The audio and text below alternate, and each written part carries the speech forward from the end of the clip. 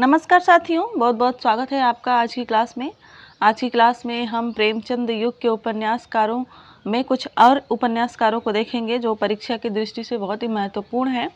जैसे कि सबसे पहले हम देख रहे हैं ऋषभ चरण जैन को।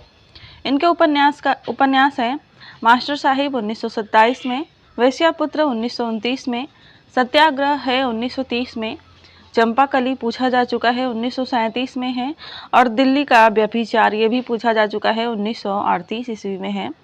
बात करते हैं विश्वंभर नाथ शर्मा कौशिक की। इनका जन्म 1891 ईस्वी में हुआ था और निधन हुआ था 1946 ईस्वी में।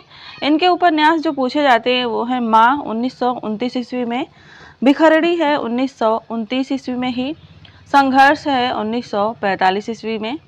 बात करते हैं आचार्य चतुरसेन शास्त्री की, बहुत ही महत्वपूर्ण है और इनसे परीक्षाओं में प्रश्न जरूर ही पूछे जाते हैं। इनका जन्म 26 अगस्त 1891 ईस्वी को चादोक बुलंदशहर में हुआ था। इनका निधन 2 फरवरी 1960 ईस्वी में हुआ था। इनके उपन्यास हैं हृदय की परख 1918 ईस्वी, ख्वास का ब्याह 1927 ईस्वी, हृदय की प्यास 1932 ईस्वी में, अमर अभिलाषा है 1932 ईस्वी में ही, रक्त की प्यास है पूछा जा चुका है 1940 में है, नीलमणि 1940 में ही है, नीली माटी है 1940 में, वयम रक्षामः बार बार पूछा जाता है 1955 में, आलमगीर है 1954 में, सोना और खून है 1960 ईस्वी में, अपराजिता है 1952 में, आत्मदाह है 1937 में, सोमनाथ है 1954 में, मंदिर की नर्तकी पूछा जाता है 1939 ईस्वी में है, और दो किनारे हैं 1947 ईस्वी में, अदल बदल है 1944 ईस्वी में, बहुत ही महत्वपूर्ण है, दादा है 1961 ईस्वी में, सुभद्रा है 1962 ईस्वी में, आकाश की छाया में 1961 ईस्वी में है, सहयाद्री की चट्टानें ये 1961 ईस्वी में है, और दिव्या। एक और उपन्यास जो इनका है वह है वैशाली की नगरवधू, बहुत ही महत्वपूर्ण है। यह 2 भागों में प्रकाशित हुआ था, भाग 1 1948 में और भाग 2 1949 में। इसमें बौद्ध काल का चित्रण मिलता है और वैशाली के नारी विरोधी कानूनों की भर्त्सना इसमें मिलती है। प्रमुख पात्रों में अम्बपाली है, स्वर्णसेन है, भद्रगुप्त है, जयराज है, वादरायण है, सूर्यमल्ल है, बलभद्र है और कल्याणी हैं, ये इसके प्रमुख पात्र हैं। आगे बढ़ते हैं और देखते हैं अन्य उपन्यासकार जैसे कि शिवपूजन सहाय। इनका जन्म 1893 ईस्वी में हुआ है और इनका निधन 1963 ईस्वी में हुआ है। इनका प्रसिद्ध उपन्यास है देहाती दुनिया 1926 ईस्वी में। यह हिंदी का पहला स्मृति परक उपन्यास है, इस तरह से यह बहुत ही महत्वपूर्ण हो जाता है। बात करते हैं सूर्यकांत त्रिपाठी निराला की। इनका जन्म 1896 ईस्वी में हुआ था और निधन 1961 ईस्वी में। इनके जो उपन्यास हैं प्रमुख वह हैं अप्सरा 1931 ईस्वी, अलका 1931 ईस्वी, निरूपमा है 1936 ईस्वी में, प्रभावती है 1936 ईस्वी में ही, कुल्ली भाट पूछा जाता है 1939 ईस्वी में, चोटी की पकड़ ये भी पूछा जा चुका है 1946 ईस्वी में है, काले करनामे 1950 ईस्वी, बिलेसुर बकरिया 1942 ईस्वी पूछा जा चुका है, चामोली है और उच्च श्रृंखल है, ये इनके उपन्यास हैं और ये सभी महत्वपूर्ण हैं, परीक्षाओं में पूछे जाते हैं।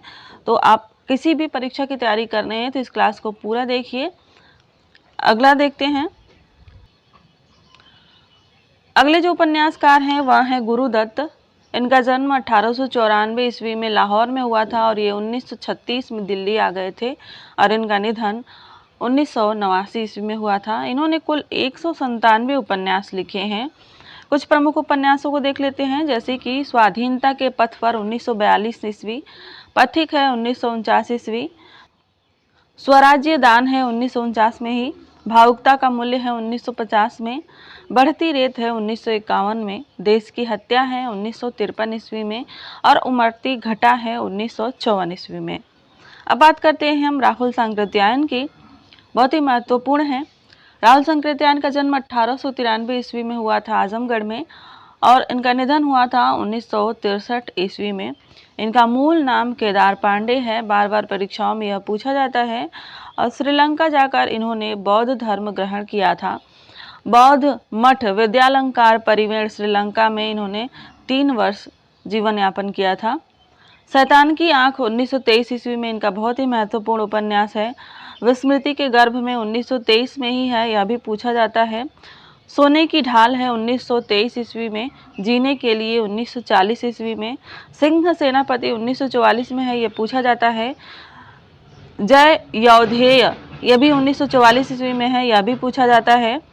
मधुर स्वप्न है 1949 ईस्वी में, यह भी पूछा जाता है। मिस्मित यात्री है 1954 में।